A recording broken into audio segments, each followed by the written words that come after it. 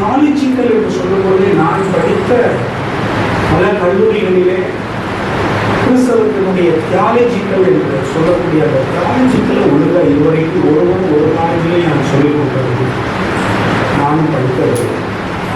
Theological என்று சொல்லும்போது பலவிதமான டாக்டரின்ஸ் எல்லாம் கொண்டு வரக்கூடிய பலவிதமான சம்பவங்களைத்தான் அந்த தியாலஜிக்கல்ல கொண்டு வராங்க. அது பூராமே ரிலீஜியஸ் சம்பந்தப்பட்டது. ரிலீஜியஸ்னா என்ன சொல்லுங்க, மதம் சம்பந்தப்பட்டதான் தியாலஜிக்கல்ல வருது. ஆனால் வேதத்திலிருந்து வசனத்தை படிக்கும்போது ஒன்று சொல்லுகிறது, லூக்கா 8ஆம் அதிகாரம் 10வது வசனத்தை அதற்கு அவர் தேவனுடைய ராஜ்யத்தின் ரகசியங்களை அறியும்படி உங்களுக்கு என்ன செய்யப்பட்டது? எதை பற்றிய ஒரு ரகசியம்? தேவனுடைய ராஜ்யத்தை, ரகசியத்தை நல்லா கவனிங்க. தேவனுடைய ராஜ்யத்தின் ரகசியங்களை அறியும்படி உங்களுக்கு என்ன செய்யப்பட்டது? அருளப்பட்டது. அப்போ இங்க உட்கார்ந்து இருக்கிற நீங்க எல்லாம் தேவனுடைய ராஜ்யம், அந்த ராஜ்யத்தில் என்ன சீக்கிரம், என்ன ரகசியம் இருக்கிறது என்பது உங்களுக்கு என்ன செய்யப்பட்டது? அருளப்பட்டு கொடுக்கப்பட்டிருக்கிறது. ஆனால் மற்றவர்களுக்கோ வாசிங்க, அவர்கள் கண்டும் காணாதவர்களாகவும் கேட்டும் உணராதவர்களாகவும் இருக்கத்தக்கதாக அவைகள் உங்களுக்கு அருளப்பட்டிருக்கிறது. மற்றவர்களுக்கோ, இந்த இடத்துல மற்றவர்கள் என்று சொல்லும்போது நீங்க உடனே என்ன நினைக்கிறீங்க? புறஜாதிகள் நினைக்கிறீங்க. புறஜாதி கிறிஸ்தவர்கள். என்ன கிறிஸ்தவர்களுக்கு? தேவனுடைய ராஜ்யத்தை அருளப்பட்டிருக்கிற அந்த ரகசியத்தை அறியாத அத்தனை கிறிஸ்தவர்களும் மற்றவர்கள். அவர்கள் கண்டும் என்ன செய்யல? காணாமல். அவர்களுக்கு தெரியும் தேவராஜ்யம் தேவராஜ்யம் தேவராஜ்யம். ஆனால் அதனுடைய ரகசியம் அவங்களுக்கு புரியவில்லை. அடுத்தது கேட்கிறாங்க நிறைய தேவராஜ்யத்தை குறித்த பிரசங்கம். ஆனால் அதை என்ன செய்ய முடியல? உணரல. மூணாவது, அவைகள் கோமைகளாக சொல்லப்படுகிறது. 4ஆம் அதிகாரம் 1வது வசனம் சொல்கிறது, இப்படியாக எந்த மனுஷனும் எங்களை கிறிஸ்துவின் ஊழியக்காரன் என்றும் தேவனுடைய ரகசியங்களின் காரணம் என்றும் எண்ணிக்கொள்ள கடவுள். அப்படியானால் இந்த தேவ ரகசியத்தை சொல்லிக் கொடுப்பதற்கு உங்களுக்கென்று கர்த்தர் கொடுத்திருக்கிற ஊழியக்காரன் மூலமாகத்தான், தேவ ரகசியங்களை அறிந்த ஒரு நல்ல போதகர் மூலமாகத்தான் இவைகள் உங்களுக்கு வெளிப்படுத்தப்படும், காண்பிக்கப்படும், கற்றுக் கொடுக்கப்படும் என்பதை நீங்கள் எண்ணிக்கொள்ள வேண்டும். 2:7 வாசிக்கிற போது, உலக தோற்றத்திற்கு முன்னே, எந்த தோற்றத்திற்கு முன்னே? உலக தோற்றத்திற்கு முன்னே தேவன் தம்முடைய மகிமைக்காக ஏற்படுத்தினதும் மறைக்கப்பட்டதுமாயிருந்த ரகசியமான ஊழியக்காரன். இன்னைக்கு நான் இடத்துல வந்திருக்கிறேன்னு சொன்னா தியாலஜிக்கல்ல நான் படிச்ச படிப்பு அல்ல, பரலோகத்திலிருந்து அருளப்பட்டிருக்கிற தேவன் கிருபையினாலும் தேவன் வெளிப்படுத்தின பரிசுத்தாவியின் வேத வசனங்களின் வியாக்கியானத்தின் மூலமாகவும் உங்களுக்கு அருளப்பட்டிருக்கிற இந்த தேவ ராஜ்யத்தின் ரகசியத்தை கற்றுக் கொடுப்பதற்காக கர்த்தர் எனக்கு அளிக்கப்பட்ட கிருபையின்படி இங்கே வந்திருக்கிறேன். தேவனுடைய ராஜ்யத்தின் அநேக ரகசியங்கள் இன்றைக்கு திருச்சபையின் பிள்ளைகள் கற்றுக்கொள்ளவில்லை. அருளப்பட்டிருக்கிறது, ஆனால் தெளிவு இல்லை. ஏதோ கல்ச்சரல், கலாச்சார பண்பாடிலே வருகிறோம், கோயிலுக்கு ஜெபிக்கிறோம், பாடுகிறோம், கைதட்டுகிறோம், குதிக்கிறோம், டான்ஸ் ஆடுகிறோம். இவைகளை பிராக்டிகலா செய்யும். இவைகள் சபைக்குரியவைகள் அல்ல. ஒரு காலத்தில் இது இடங்களுக்குரிய செய்தி அல்ல. இசை என்பதும் பாடுவதும் டான்ஸ் ஆடுவதும் கலாச்சாரத்தில் உண்டு. டிவினிட்டியிலே புரியுதா உங்களுக்கு? தேவராஜ்யத்தின் ரகசியத்திற்கும் இதற்கும் ரொம்ப இது ஒரு பூஸ்டர் தான்.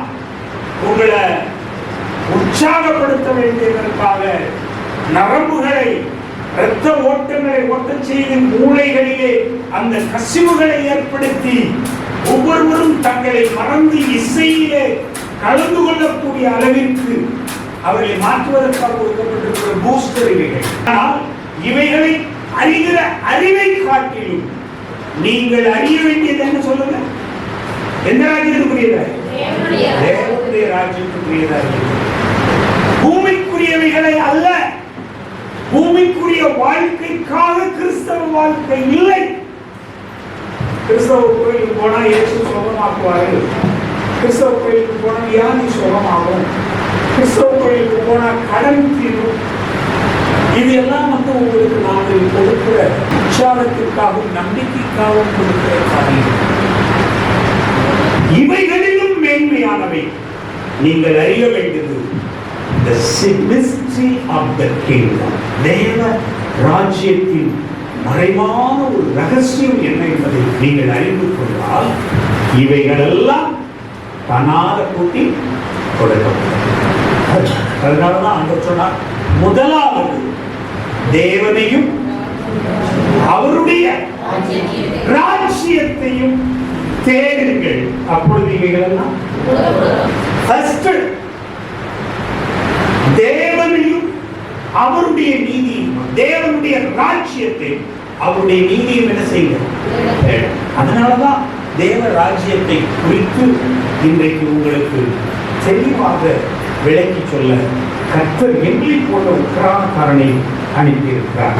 1 கொரிந்தியர் 2ஆம் அதிகாரம் 8வது வசனம் சொல்லும்போது சொல்கிறது, இந்த தேவ ரகசியத்தின் விவரங்களை இந்த பிரபஞ்சத்தின் பிரபுக்களில் ஒருவன் என்ன செய்யலையா அறிந்தார்களானால் பிரபஞ்சத்தின் பிரபுக்கள் கூட இந்த ரகசியங்களை அறியவில்லை. பைலட் பிலாத்து இயேசுவை சிலுவையில் அறையப்படுவதற்கு அவன் கூட தேவராஜ்யத்தின் ரகசியங்களை என்ன செய்ய முடியல, அறிய முடியவில்லை. பிரதான ஆசாரியர், ஹை பிரீஸ்ட், பரிசேயர், சதுசேயர், ராஜாக்கள், பிரபுக்கள் யாரும் தேவராஜ்யத்தின் ரகசியத்தை அறியாதது. இந்த ராஜ்யம் நம்முடைய பிள்ளைகள் மூலமாக மாணவர்களுக்கு வெளிப்பட்டது. அல்லேலூயா. அதனால தேவனுடைய ராஜ்யம் சாதாரண எபேசியர் 1ஆம் அதிகாரம் 9வது வசனம், காலங்கள் நிறைவேறும் போது விளங்கும் நியமத்தின்படி உலகத்தில் இருக்கிறவைகளும் உலகத்தில் இருக்கிறவைகளும் ஆகிய சகலமும் கிறிஸ்துவுக்குள்ளே என்ன செய்யப்பட வேண்டும். எபேசியர் 1:10, நமக்குள்ளே தீர்மானித்திருந்த தயவுள்ள சித்தத்தின் ரகசியத்தை எங்களுக்கு எனக்கு அவர் என்ன செய்தார். நான் இந்த வசனங்கள் எல்லாம் மெடிடேட் பண்ணும்போது, வசனங்களை படிக்க படிக்க படிக்க தேவன் பரலோகத்தில் இருக்கிறவைகளையும் இந்த பூமியில் இருக்கிறவைகளையும் குறித்த மேன்மையான ரகசியங்களை அவர் எனக்கு கற்றுக் கொடுத்து எங்களை உங்களுக்கு போதிக்க அவர் அனுப்பியிருக்கிறார். எபேசியர் 1ஆம் அதிகாரம் 5வது வசனம் வாசிக்கும் போது, அதை நீங்கள் வாசிக்கையில் கிறிஸ்துவின் ரகசியத்தை என்ன செய்வீர்கள், உண்டாயிருக்கிற அறிவை இந்த கற்றுக் கொடுக்கிற வசனங்கள் எல்லாம் நீங்கள் வாசிக்கும் போது, படிக்கும் போது, பேராயர் தனபால் அவர்கள் பிஷப்புக்கு தேவன் இவ்வளவு ரகசியங்களை கற்றுக் கொடுத்திருக்கிறாரே என்று சொல்லக்கூடிய அளவிற்கு நீங்கள் என்ன செய்வீர்கள், ரகசியத்தில் எனக்கு உண்டாயிருக்கிற இந்த அறிவை உங்களால் அறிந்து கொள்ள முடியும். 6வது வசனம் சொல்லும்போது, இந்த ரகசியம் இப்பொழுது அப்போஸ்தலருக்கும் இந்த ரகசியம் தியாலஜிக்கல் நான் படித்ததினாலே, டாக்டர் பட்டம் படித்ததினாலே எனக்கு வரவில்லை. பரிசுத்த அப்போஸ்தலருக்கும் தீர்க்கதரிசிகளுக்கும் ஆவியானவராலே வெளிப்படுத்தப்பட்டிருக்கிறது போல முற்காலங்களில் இது அறிவிக்கப்படவில்லை. எனவேதான் எனக்கு அன்பான தேவ பிள்ளைகள், பரலோக ராஜ்யத்திற்கு உரியவைகள் அந்த ரகசியத்தையும் அந்த ரகசியம் இந்த பூமியிலே இருக்கிற நாம் அதை அறிந்து கொள்வதற்கு மட்டுமே பரலோக ராஜ்யத்தின் அந்த ஆசீர்வாதத்தை முதலாவது நாம் சோதனைத்துக் கொள்ள வேண்டும். உங்கள் மண்டைகளை நாங்கள் அதிகமாய் கழுவி பரலோகம் பரலோகம் அப்படின்னு சொல்லுவோம். இந்த பரலோகம் போகணுங்கிறதுக்காக நாம உங்களுக்கு கட்டளை இருக்கிற கட்டளை என்ன சொல்லுங்க, ஒழுங்கா நீ கோயிலுக்கு வா. நீ கோயிலுக்கு வரலையா பரலோகத்துக்கு போக முடியாது. அப்புறம் சாக்கிரமந்துகள், ஞானஸ்தானங்கள், ரட்சிக்கப்படுறதுக்கு முன்னாடி பாவத்தை என்ன செய்யணும், அறிக்கை செய்யணும். பாவத்தெல்லாம் கழுவி விட்டு சரி பாஸ்டர், சிலர் உண்மையா மணந்துருந்தாங்க, சிலர் பாஸ்டர் சொன்னார்ல அப்படிங்கிறதுக்காக பாவத்தெல்லாம் எனக்கு மணி ஆண்டவரேன்னு தொட்டிக்குள்ள வந்துதான் சொல்லுவான். ஞானஸ்தானம் எடுத்து புரியுதவங்களுக்கு அங்கெல்லாம் சொல்லுவோம். அப்போ பாஸ்டர் எப்போ பாவம் உனக்கு மன்னிக்கப்படுறதுன்னு சொல்லி நீ உணர்றியா? அதுக்கு முன்னாடி பாஸ்டர் சொல்லுவார், நான் கேட்குற கேள்விகள்லாம் ஆமா ஆமான்னு நினைச்சு சொல்லுங்க. அவருக்கு பாவம்னாவே என்னன்னு தெரியும். பாஸ்டர் ஒரு தடவை என்னை ரொம்ப நெருங்கி அவங்க ஒரு லுத்தரன் சர்ச்சுக்கு போயிட்டு இருக்கிற ஆளு, அவங்களுக்கு லுத்தரன் சர்ச்சில் இருக்கணும்னு ஆசை. ஆனால் பெந்தைக்கோஸ்துல ஞானஸ்தானம் எடுக்கணும் பரவாயில்ல போக முடியாது அவங்களுக்கு ஒரு நம்பிக்கை. அப்ப எப்படியாவது ஞானஸ்தானத்துக்கு வரமாட்டேன்ட்டு ஏன் சர்ச்சுக்கு வந்து பாஸ்டர்மா மண்டையை கட்டி பாஸ்டர்மா எங்கிட்ட வந்து 2 பேரும் மனதில் வந்திருக்காங்க, ஞானஸ்தானம் கொடுத்துருக்க. நான் சொன்னேன், அவங்க யாருன்னு எனக்கு தெரியாது. அந்த விசுவாசம் முன்னே நான் பார்த்ததும் இல்லை. ஒண்ணுமே சொல்லிட்டு இவங்க என்ன சொன்னாங்க தெரியாது. திடீர்னு வந்து ஞானஸ்தானம் எடுக்கிறதுக்கு தொட்டில வந்து இறங்கிடுச்சு கூட்டத்தோட. என்ன செய்வீங்க, தொட்டிக்குள்ள இருந்து வெளியேற்றது முடியாது, வெற்றிக்காடு ஆகிப்போம். நம்ம அப்படி பழகல இல்லை. உடனே நாங்கள் என்ன செஞ்சேன், சரி அப்போ கேள்வி கேட்குறேன், கேள்வி ரட்சிக்கப்பட்டிருக்கே, பாவம்லாம் மன்னிக்கப்பட்டிருக்கு, எல்லாத்துக்கும் அது என்ன செய்யுது, முன்னாடி வரிசையாக சொல்கிறாங்களா, இதுவும் கேள்வி என்ன செய்யுது, என் பாவம் மன்னிக்கப்பட்டு நம்புறையா, நம்புறேன். சரி, நான் கொஞ்சம் வித்தியாசமாக கேள்வி கேட்பேன். யாராவது பொட்டி கட்டி கொடுத்து பணத்தை நிறையா கொடுத்தா ஓடி போயிடுவியா அப்படின்னு தான் கேட்கறது. அதெல்லாம் மாட்டேன் பாஸ்டர், போய் சொல்லாமல் சொல்லு, திடீர்னு உனக்கு பணம் கொடுத்து இந்துவா மாறுன்னு சொன்ன மாறிடுவியா. இப்படியெல்லாம் சில கேள்விகளை கேட்கும்போது அதுக்கு சொல்கிற அத்தனையும் கேட்குது.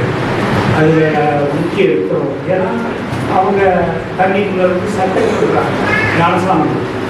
2வது அதுக்கு பின்னாடி பார்த்தீங்கன்னா அது சர்ச்சுக்கு வர்றதுல ப்ராக்டிஸ் பண்ணுவது. ஆகவே தெய்வ பிள்ளைகளை இன்றைக்கு அநேகர் வந்து சமுதாயத்திற்காக கிறிஸ்தவ வாழ்க்கையிலே உங்களை நாங்கள் ஞானஸ்தானம் எடுத்தல், ஜெபம் பண்ணுதல், ஃபாஸ்டிங் பிரேயர் இவைகளை பண்ணியிருக்கிறோம். ஆனால் தேவ ராஜ்யத்துக்கு உரியவர்கள் நீங்கள் என்பதை முதலில் அறிந்து கிறிஸ்தவர்கள் அறிந்து கொள்ள வேண்டிய மிக முக்கியமான ரகசியம் தேவ ராஜ்யத்தின் ரகசியம். ஆமென். அப்ப தேவனுடைய ராஜ்யத்தின் ரகசியம் என்ன என்று சொல்லும்போது, முதலாவது நீங்கள் இந்த பூமிக்கு உரியவர்கள் அல்ல. நீங்க எங்க இருந்து வந்தீங்க சொல்லுங்க, தேவ ராஜ்யத்துல இருந்து பூமிக்கு வந்தீங்க, தெரியுமா உங்களுக்கு? அதுதான் ரகசியம். அப்போஸ்தலர் பவுல் பிலிப்பியர் 3:20 வாசிங்க. நம்முடைய குடியிருப்போ இருக்கிறது அங்கே இருந்து இயேசு கிறிஸ்து ரட்சகர். நம்ம குடியிருப்பு எங்க இருக்கு? நீங்க எங்க இருந்து வந்தீங்க? பூமியில இருந்து நீங்க வரல. தேவன் வானத்தையும் பூமியும் என்ன செய்தாரா? படைத்தார். So the creations thing இதெல்லாம் முதலாவது நீங்கள் அறிந்து கொள்ள வேண்டிய சில காரியங்கள். முதலாவது கிங். யார் அறிஞ்சுக்கிறோம் சொல்லுங்க? கிங்னா யாரு? ராஜா, கிரியேட்டர், ஆளுகிறவர், உங்களையும் என்னையும் படைத்தவர், நம்மை உண்டாக்கினவர், அவருக்கு பேர் ராஜா. முதலாவது நீங்கள் அறிந்து கொள்ள வேண்டியது கிங். நம்முடைய கிங் யாரு? யெகோவாவின் தேவன். பிதாவாகிய தேவன் தான் யார்? நம்முடைய ராஜா இல்லையா? இந்த பிதாவாகிய தேவன் ராஜா இருந்தால் ராஜாவுக்கு என்ன இருக்கணும்? ராஜ்யம் இருக்கணும். அப்ப முதலாவது யாரை நம்ம அறியணும்? யாரை பத்தி தெரிஞ்சுக்கணும்? ராஜாவை பற்றி. இரண்டாவது ராஜாவினுடைய ராஜ்யத்தை பற்றி. ராஜா எங்க இருப்பார்? அவர் அவருடைய ராஜ்யத்தில் இருப்பார். அப்ப ராஜாவை குறித்து தெரியாதவன் ராஜ்யத்தை குறித்து செய்யாது. அப்போ நம்முடைய தேவன் எங்கே இருக்கிறார்? பரலோகத்தில் இருக்கிறார். அவர் சொல்லும் போது சொன்னார், ஏசாயா 66:1 பாருங்க. கர்த்தர் சொல்லுகிறது என்னவென்றால், கர்த்தர் சொல்லுகிறது என்னவென்றால், வானம் எனக்கு சிங்காசனம். என்ன சொல்லுங்க? கர்த்தர் சொல்லுகிறார். பிதா the king சொல்லுகிறார், வானம் எனக்கு என்னது? சிங்காசனம். பூமி எனக்கு பாதபடி. பூமி எனக்கு என்னது? பாதபடி. பாதபடி. வானம் அவருக்கு சிங்காசனம். அப்போ தேவனை, பிதாவை எவன் அறிகிறானோ அந்த பிதாவுக்கு ஒரு ராஜ்யமும் ஒரு சிங்காசனமும் உண்டு. அவர் சிங்காசனம் எங்க இருக்கிறது? வானத்தில் இருக்கிறது. அவர் கால் எங்க இருக்கு? பூமியில இருக்கு. ஆதியாகமம் 1:1 சொல்றார், முதலாவது தேவன் வானத்தையும் ராஜாவானவர் அவர் தமக்கு ஒரு ராஜ்யத்தை கட்டினார். அந்த ராஜ்யம் வானமும் பூமியும். அப்ப வானமும் பூமியும் தேவனுடைய ராஜ்யம். அதனாலதான் இயேசு சொல்றார், இதாவே உம்முடைய ராஜ்யம் பரலோகத்தில் செய்யப்படுகிறது போல எங்க செய்யப்படணும்? பூமியில் செய்யப்பட வேண்டும். அப்போ பரலோகத்தில் தேவனுடைய ராஜ்யம் இருக்கிறது, சிங்காசனம் இருக்கிறது, அவருடைய ஆளுகை இருக்கிறது. அப்ப தேவனை குறித்தறிகிறோம். தேவன் யார்? நம்முடைய ராஜா, பிதாவானவர். இந்த பிதாவானவர் சின்னத்திக்காரன் சொல்லுவோம். இந்த பிதாவானவரை எத்தனை விதத்தில் நாம் காண முடியும்? பிதா, குமாரன், பரிசுத்த, இந்த மூன்று வடிவங்களிலே, மூன்று நிலைகளிலே, இந்த மூன்று கேரக்டர் வாய்ஸ், கேரக்டர்னா தெரியுமா? தன்மைகள், செயல்களிலே நம்முடைய ராஜா இருக்கிறார். அப்ப நம்முடைய ராஜாவுக்கு மூன்று திறமைகள் உண்டு, மூன்று செயலாற்றும் வல்லமை உண்டு, இந்த மூன்று நிலைகள் உண்டு. அந்த மூன்று நிலைகளை கொண்டவர் தான் கிங், ராஜா. இப்ப நீங்க சொல்லுங்க, நம்ம ராஜா எத்தனை நிலைமையில இருக்காரு? நம்ம ராஜாவை பார்த்தா எப்படி பார்க்கலாம் சொல்லுங்க? ஒண்ணு முன்னாடி பார்க்கலாம், இன்னொன்னு அவரை பின்னாடி பார்க்கலாம், இன்னொன்னு சைடுல இருந்து பார்க்கலாம். புரியுதா? அப்ப மூன்று நிலைமைகளில பார்க்கும்போது, முன்னாடி பார்க்கும்போது தங்கத்தால என்ன செய்வாரு? டாலர் மில்லரும் ஒரு ராஜா போட்டிருப்பார். பின்னாடி பார்க்கும்போது பாதுகாப்பு பெற்றா என்ன செய்யலாம், அல்லது பின்னாடி தங்கமெல்லாம் தெரியாது, வேற மாதிரி சைடுல அவருடைய ஆயுதங்கள் பலவிதத்தை பார்க்க முடியும். மூன்று தன்மைகளிலே ஒரே ஒரு ராஜாவை காண முடியும். அந்த ராஜாவானவர் பிதாவாக இருக்கிறார். ஒன்று என்னவா இருக்கிறார்? பிதாவாக இருக்கிறார். இரண்டாவது அவர் குமாரனாகிய கிறிஸ்துவாக இருக்கிறார். மூன்றாவது அவர் என்னவா இருக்கிறார்? பரிசுத்த ஆவியாக இருக்கிறார். ஹல்லேலூயா. கர்த்தராகிய தேவனும் நம்முடைய ராஜாவாகிய பிதாவையும் அறிகிற அறிவு உங்களுக்கு இன்றைக்கு நன்றாக தெரியும். நான் இந்த 15-20 நிமிடங்களில் உங்களுக்கு சொல்லிக் கொடுக்கிறேன். உங்களுடைய ராஜா யார்? உங்களுடைய ராஜா பிதாவாகிய தேவன்.